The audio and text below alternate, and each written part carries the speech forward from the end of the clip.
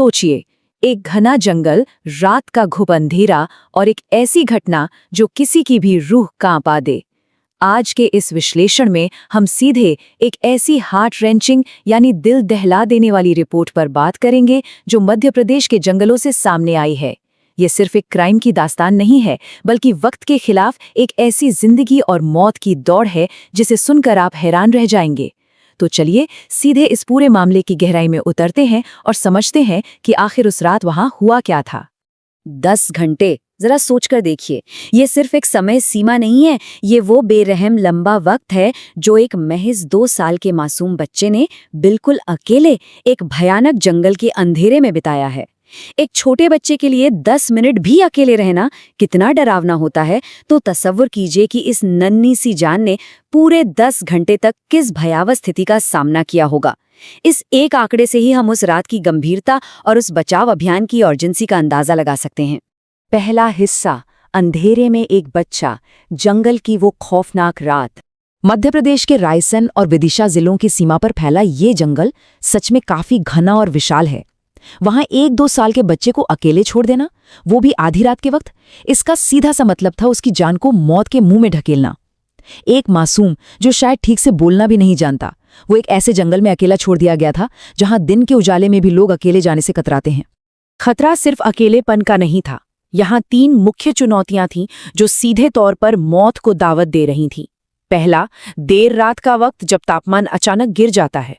दूसरा, वो घना जंगल जहां बड़े बड़ों का भटकना तय है तो बच्चे का क्या ही कहना। और तीसरा, सबसे बड़ा खतरा, जंगली जानवरों का डर। जांचकर्ता और पुलिस के दिलों में सबसे बड़ा डर यही था जो उस बच्चे की जान पल भर में ले सकते थे। दूसरा हिस्सा, एक जानलेवा बहाना और एक खौफनाक साजिश। अब इस पूरे घटनाक्रम को स्टेप बाय स्टेप समझते हैं। पुलिस रिपोर्ट्स के मुताबिक बेगमगंज के हिमोतिया गांव के रहने वाले राजेंद्र अहीरवार ने मोबाइल फोन खरीदने का एक झूठा बहाना बनाया। इसी बहाने वो अपनी पत्नी ज्योति और बेटे को साथ ले गया। फिर आता है दूसरा कदम। रास्ते में उसने अचानक डायवर्जन लिया और उन्हें जंगल की तरफ ले गया। तीसरे कदम में उसने इस निर्मम घटना को अंजाम दिया। और आखिरी कदम, वो अपने ही खून उस छोटे से बच्चे को वहीं जंगल में अकेले छोड़कर भाग गया। ये सब कुछ अचानक नहीं हुआ, ये एक सोची समझी साजिश का हिस्सा था। हैदरगढ़ पुलिस स्टेशन इलाके के एक बिल्कुल सुनसान हिस्से में एक पत्थर से वार करके ज्योति की तुरंत हत्या कर दी गई। क्रोध और गुस्से में किया गया ये वार इतना घातक था कि मौके पर ही उसकी जान चली गई। लेकिन दरिंदगी यहीं नहीं रुकी। अपनी पत्नी को मारने के बाद उसने उस मासूम बच्चे को भी उस भयावह स्थिति में वहीं मौत के हवाले छोड़ दिया। तीसरा हिस्सा, रूह कांपा देने वाला सच और आरोपी का कबूलनामा। अथॉरिटीज की कार्रवाई इसके बाद काफी तेजी से हुई। जैसे ही रिश्तेदारों ने परिवार के लापता होने की शिकायत दर्ज करवाई, पुलिस ने एक्शन लिया। राजेंद्र को फौरन हिरासत में ले लिया गया। पर सबसे बड़ा ट्विस्ट तब आता है जब पूछताछ के दौरान उसने अपना जुर्म कबूला। उसने बताया कि बच्चा अभी भी वहां जंगल में बिल्कुल अकेला है। जैसे ही ये खुलासा हुआ, पूरे पुलिस डिपार्टमेंट में हलचल मच गई, क्योंकि वक्त तेजी से फिसलता जा रहा था। पुलिस को दिए गए आरोपी के जो एग्जैक्ट शब्द थे, वो दर्शाते हैं कि एक व्यक्ति अपने ही परिवार को इस तरह कैसे तबाह कर सकता है। आरोपी ने माना कि वो अपनी पत्नी के चरित्र और उसके रिश्तों पर शक के चलते पूरी तरह से अंधा हो चुका था। इसी कबूलनामे के आधार पर पुलिस में हत्या और सबूत मिटाने का केस दर्ज कर लिया है।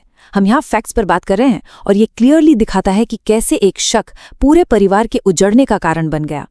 चौथा हिस्सा, 10 घंटे की वो मैराथन तलाश और जिंदगी बचाने की जद्दोजहद। और फिर एक और इम्पॉर्टेंट नंबर आता है, 12। ये केवल एक आंकड़ा नहीं है दोस्तों, ये दर्शाता है कि पुलिस ने इस मामले की गंभीरता को कितनी तेजी से समझा और रिएक्ट किया। तुरंत प्रभाव से 1 या 2 नहीं, बल्कि 12 अलग अलग थानों की पुलिस फोर्स को मोबिलाइज किया गया।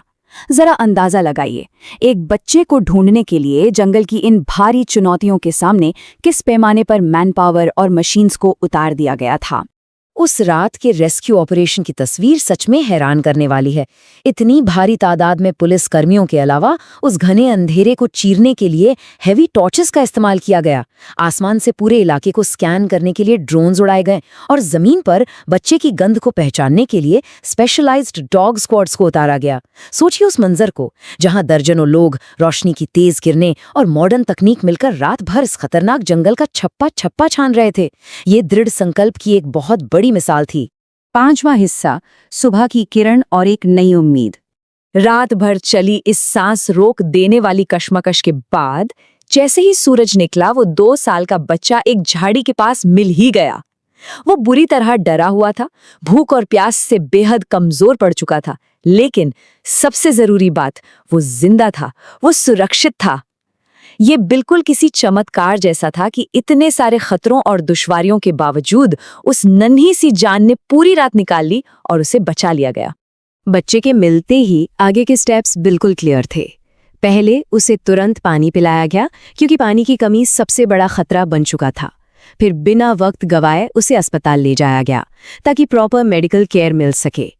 रायसेन और विदिशा दोनों जगहों पर इस मैसिव रेस्क्यू ऑपरेशन और इस दर्दनाक मर्डर की खबर ने लोगों को अंदर तक झकझोर कर रख दिया। अगर हम ध्यान दें तो इस पूरी घटना के 2 बिल्कुल विपरीत पहलू हैं।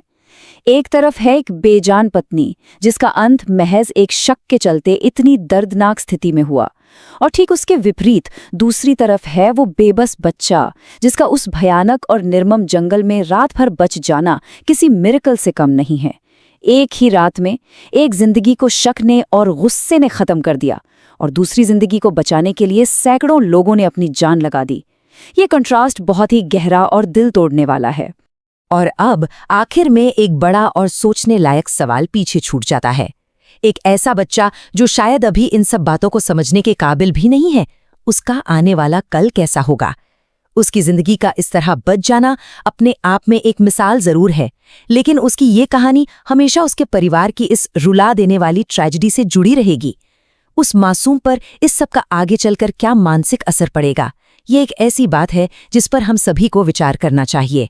इन्हीं तथ्यों और सवालों के साथ हम आज की इस चर्चा को यहीं विराम देते हैं।